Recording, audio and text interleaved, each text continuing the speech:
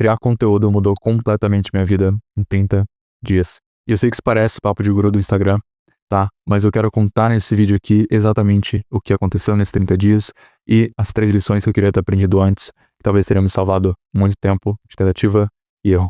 No final de 2025 eu criei um Instagram, onde eu peguei 5.000 seguidores em 5 dias. E o meu 7º vídeo, ele viralizou, pegou 5 milhões de visualizações e eu escolhi desistir daquele Instagram. Mas esse Instagram, ele foi o motivo pelo qual a minha vida mudou em 30 dias criando conteúdo no Substack. Mas para entender isso, a gente precisa entender um pouco da minha história. Por grande parte da minha vida, eu criei e eu senti que eu tava falando completamente sozinho. Eu comecei a criar conteúdo quando eu tinha 10 anos. Eu criei diversos canais, eu deletei diversos canais, porque toda vez que eu mudava de jogo, eu criava um canal novo. Toda vez que eu mudava de nome, eu criava um canal novo. E eu vi meus amigos com um canal ganhando 10, 20, 40, 80, 160 seguidores em um único canal e eu tava constantemente recomeçando. Porque eu não conseguia me encaixar em um nicho só, eu não conseguia me encaixar em continuar criando só sobre aquele jogo, só sobre aquele tema, só sobre aquele interesse. E conforme os anos foram passando, eu fui amadurecendo um pouco. Eu comecei a criar não sobre jogos, mas sobre as habilidades que eu adquiri editando e criando todos esses anos. Design, edição de vídeo, storytelling, Tudo que eu tinha aprendido para criar os vídeos que eu criava lá atrás. E depois que eu me formei, eu tava criando já sobre design, edição de vídeo, storytelling, marketing, branding, e eu consegui alguns clientes por conta da minha marca pessoal, Eu tinha como mostrar que eu sabia sobre aqueles assuntos e as pessoas ou me indicavam ou eu conseguia conversar com alguém, conseguir aquela pessoa como cliente. E aí em 2022 eu praticamente desisti de criar conteúdo. Eu senti que eu tava falando completamente sozinho, eu me sentia meio invisível, eu sentia que as coisas não estavam deslanchando, Toda vez que eu postava eu sentia, mano, agora vai.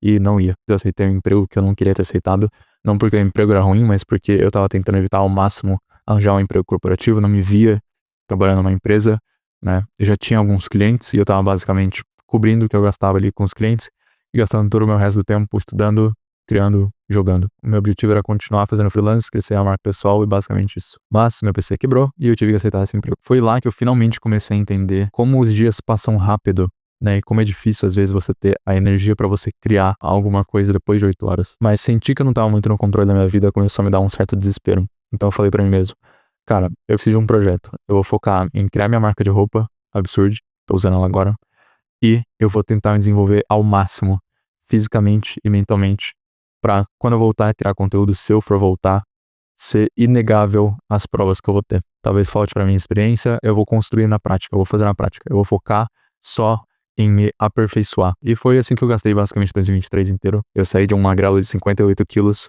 pra 67 quilos mais ou menos na época, o que pra mim foi tipo uma vitória estupidamente grande, porque eu não conseguia ganhar peso. E em 2023 eu finalmente senti que eu tava conseguindo ter algum tipo de agência na minha vida, algum tipo de controle sobre o rumo que minha vida tava tomando. Tava ganhando mais, tava fazendo freelance pra bancar minha marca tava avançando, eu tava avançando na academia.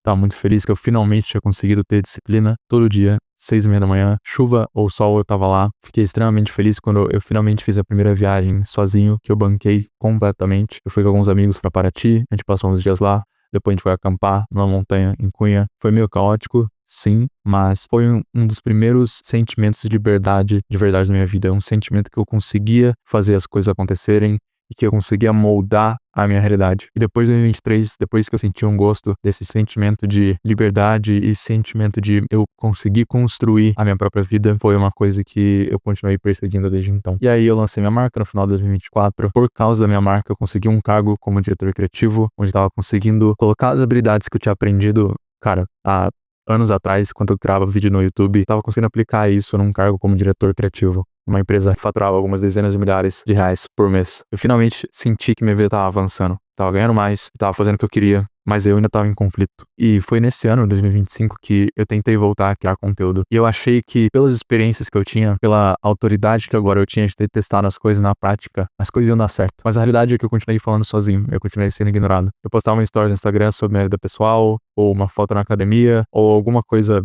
engraçada, ou sei lá, que tinha acontecido na minha vida. E todo mundo engajava, curtia, respondia, comentava. Mas no momento que era pra falar sobre alguma coisa que eu tinha um interesse genuíno, trabalho, ou alguma coisa sobre criação de conteúdo, ou um conteúdo como esse mesmo aqui, um pouco mais profundo, ninguém falava nada, ninguém interagia, ninguém compartilhava. Eu senti que eu tava falando sozinho. E foi aí que eu resolvi mudar a minha abordagem. E foi quando eu consegui os 5 mil seguidores em 5 dias. Eu basicamente postei um dia no Stories que viralizar é fácil. O difícil é você construir uma comunidade engajada. E no dia seguinte comecei a postar no Instagram. Eu botei na minha cabeça que eu ia simplificar o máximo que eu tava fazendo.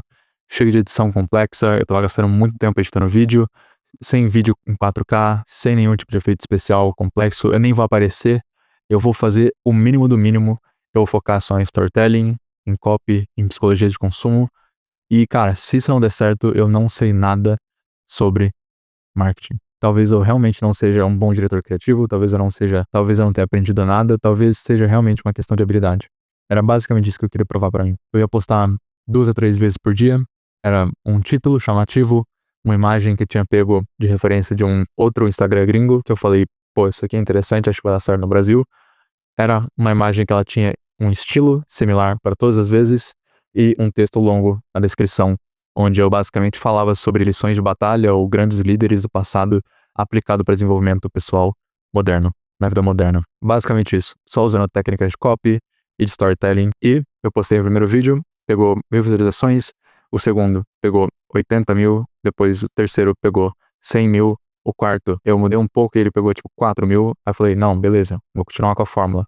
Aí o outro pegou 100 mil, 200 mil, 300 mil, 300 mil de novo, e aí o sétimo, oitavo vídeo pegou 5 mil visualizações da noite pro dia. Eu finalmente consegui provar pra mim mesmo que eu tinha a habilidade de capturar a atenção das pessoas e manter essa atenção. Então não era habilidade que tava me faltando, era alguma outra coisa. E esse Instagram e a minha incapacidade de continuar com esse Instagram, não porque ele falhou, não porque eu não consegui monetizar, né? Eu consegui fazer algumas vendas nesse Instagram e eu até recebi proposta de pessoas comprarem o Instagram.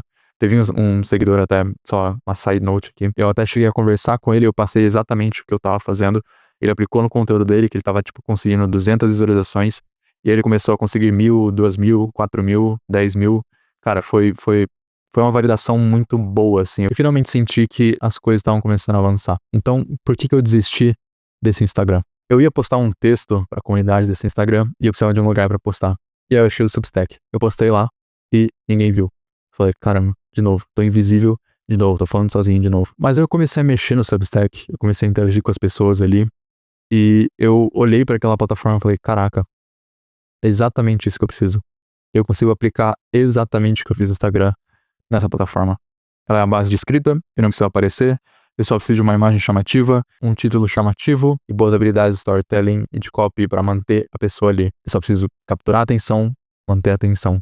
E mais que isso, eu consigo realmente ter essas pessoas, né, como audiência minha, porque eu tenho o contato direto delas, o e-mail direto delas. Então, eu meio que me apaixonei, assim, pelo Substack e vi um potencial gigantesco naquela rede social.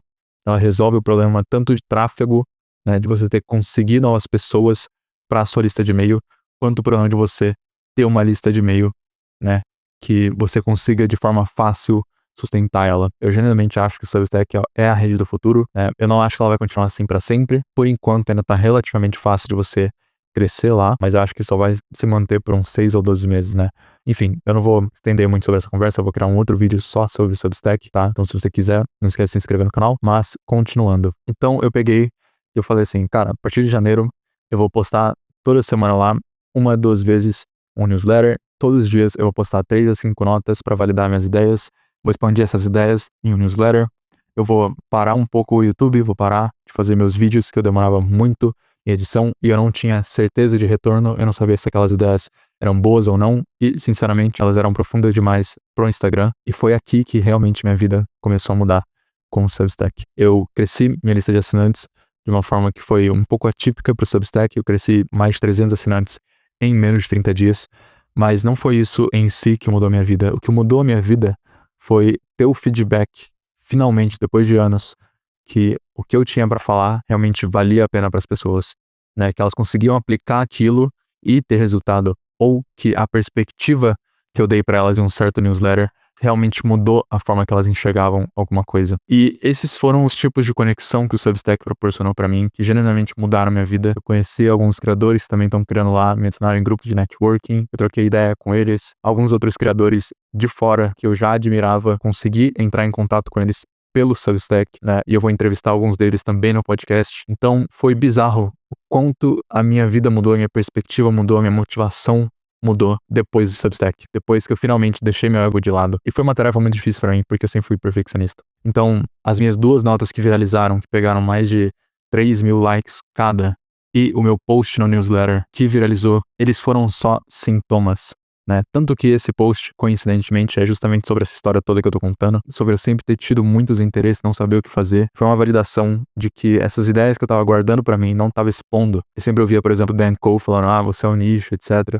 Mas eu não queria expor isso, porque eu também não queria ser original, sabe? Eu queria falar assim, não, eu não posso falar disso, porque nem eu tava falando sobre isso, apesar de que eu acredito fielmente nisso. Eu tenho que achar algum outro tipo de mensagem, alguma outra coisa. E foi exatamente isso que o Instagram, apesar de eu ter desistido dele, me ensinou. Você não precisa reinventar a roda, você não precisa ser perfeito. Você precisa fazer o simples, bem feito e repetir aquilo. Colocar minha filosofia e minha visão de mundo ali o suficiente para eu olhar para aquilo e falar, eu tenho orgulho desse conteúdo e postar num formato que ele já era reconhecido e validado. Mas eu não conseguiria ter alcançado nada disso se eu não tivesse deixado meu ego de lado e realmente feito o que funcionava e repetido aquilo. Tudo isso porque eu me propus a viralizar no Instagram, testei as fórmulas lá e depois fiz no Substack. Só um adendo bem rápido aqui, tá? Se você tem um interesse, talvez criar um Instagram que você não precisa aparecer e que vai tomar 30 minutos do seu dia pra postar 2 a 3 vezes por dia, clica no link aqui embaixo e me avisa. Tá? Se tiver pessoas o suficiente que tenham interesse, eu posso criar algum tipo de conteúdo específico para quem quer crescer e escalar um Instagram sem aparecer. E aí lá eu vou dar a fórmula exata, as ferramentas que eu usei e exatamente como eu tava fazendo. Continuando, mas isso tudo só deu certo por causa de 3 principais lições que eu aprendi nesse caminho, que se eu pudesse, eu voltava no tempo pra me contar. A primeira coisa é que, cara, ninguém liga pra você. Ninguém liga pro seu conteúdo, ninguém liga pro que você tá criando. A gente acha que a gente é o centro da atenção, mas na realidade é só o nosso ego falando. A gente acha que a gente é o centro do mundo, que tá todo mundo prestando atenção no que você tá fazendo, mas ninguém tá. Tá todo mundo preocupado com a sua própria vida. Eu tô preocupado com a minha vida, você tá preocupado com a sua vida, e no momento que você sair da minha frente, eu vou esquecer de você. E isso parece duro, mas na realidade é uma vantagem. Por quê? Você pode errar e ninguém vai ver. Você pode ser cringe e ninguém vai ver. Você pode experimentar coisas diferentes e ninguém vai ver. A maioria das pessoas, elas não experimentam o suficiente, não testam o suficiente, não é porque elas não têm curiosidade, é porque elas têm medo de serem vistas falhando. Mas quando você tá começando, cara, ninguém vê. Eu posto às vezes um newsletter ou uma nota e ela não recebe nenhuma atenção, mas ninguém viu, ninguém vai lembrar, por que eu vou me importar? E eu sei que o nosso ego, ele vai querer criar uma coisa que seja muito boa e que seja super original e que você vai querer gastar o maior tempo fazendo aquilo, mas isso é literalmente só nosso ego. A gente confunde querer ser o melhor no que a gente tá fazendo com perfeccionismo, mas na realidade perfeccionismo é só a ansiedade que vem do medo da gente falhar. E essa é justamente a lição 2 que eu queria ter aprendido antes. Perfeccionismo é simplesmente você pensando demais pra tentar evitar o risco da falha. Só que você não consegue evitar o risco da falha pensando, planejando ou tentando ser o melhor possível. Você só consegue evitar o risco da falha agindo. E é justamente esse perfeccionismo disfarçado de eu quero fazer o meu melhor que tá te impedindo de agir e tá te impedindo de falhar rápido para você poder consertar rápido. E se você for olhar para os atletas que eles mais têm sucesso, não é que eles acertaram mais que a maioria, não é que eles foram melhores que a maioria, eles erraram muito mais que a maioria, mas eles corrigiram seus erros muito mais rápido também. E essa é a diferença de um perfeccionista para uma pessoa que publica imperfeito. A pessoa que ela publica imperfeito, ela vai gravar esse vídeo que eu tô gravando aqui agora, vai demorar 2 horas para editar, vai postar no mesmo dia ela vai ter feedback, no dia seguinte ela vai aplicar aquele feedback, vai melhorar o segundo vídeo dela, vai deixar aquele vídeo, sei lá, 1% melhor, vai publicar, vai ter feedback no mesmo dia. No dia seguinte, ela vai estar no terceiro vídeo, vai estar 3% melhor, enquanto a pessoa que é perfeccionista vai gastar o dia inteiro editando, vai falar assim, não ficou bom o suficiente, eu vou gravar amanhã. E ela vai lá, regrava amanhã, gasta o dia inteiro editando de novo, já passaram 24 horas, ela gastou mais 24 horas pra editar, e agora ela fala, vou postar amanhã. Quando ela posta, já passaram mais de 48 horas pra ela começar a receber um feedback. Enquanto o cara que ele não é imperfeccionista, ele recebeu o feedback em 12 horas, o perfeccionista demorou 48 horas para começar a receber o feedback, né? A gente sempre escuta o imperfeito feito é melhor do que o perfeito não feito, mas a gente nunca para pra pensar no custo de você ser perfeccionista. E o custo de você ser perfeccionista é que você às vezes vai criar um vídeo que era 100% do jeito que você queria, mas ele pegou 0 views. E é esse feedback de você testar e melhorar, que é a terceira lição que eu queria ter aprendido antes, que é basicamente você tratar tudo como uma mentalidade de cientista. Como um cientista ele age? Ele observa alguma coisa, ele tem um problema que ele quer resolver, uma resposta que ele quer encontrar. E aí ele vai lá, ele faz uma hipótese, ele testa essa hipótese, ele tem um resultado, ele faz uma nova hipótese sobre a última que ele fez, ele testa, tem um outro resultado, ele continua testando novas hipóteses até ele achar a resposta que ele quer. Só que a gente não aborda criação de conteúdo assim. A gente acha que a gente só tem uma chance de viralizar, ou uma chance de fazer dar certo. E depois, se eu gastar aquela ideia, eu nunca mais posso repetir aquela ideia. Mas o segredo dos criadores grandes, que realmente dão certo e se mantêm relevantes por anos, é que eles reaproveitam as melhores ideias deles de novo e de novo. Eles não têm uma chance só, e se eles publicarem um vídeo que flopou, ou que não deu certo, eles vão continuar tentando e testando novas hipóteses de novo, até fazer aquilo funcionar.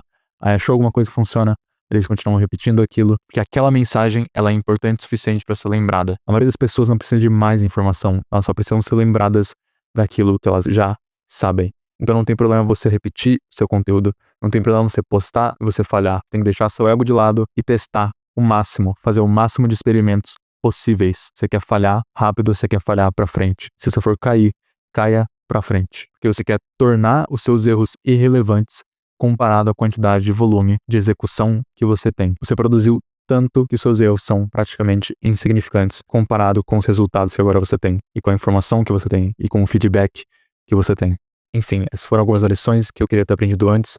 Eu não teria conseguido fazer isso se eu não tivesse deixado meu ego de lado, criado o que funciona, repetido isso, e obrigado a toda a comunidade do Independência Criativa, do Substack, todos os criadores independentes que estão lá.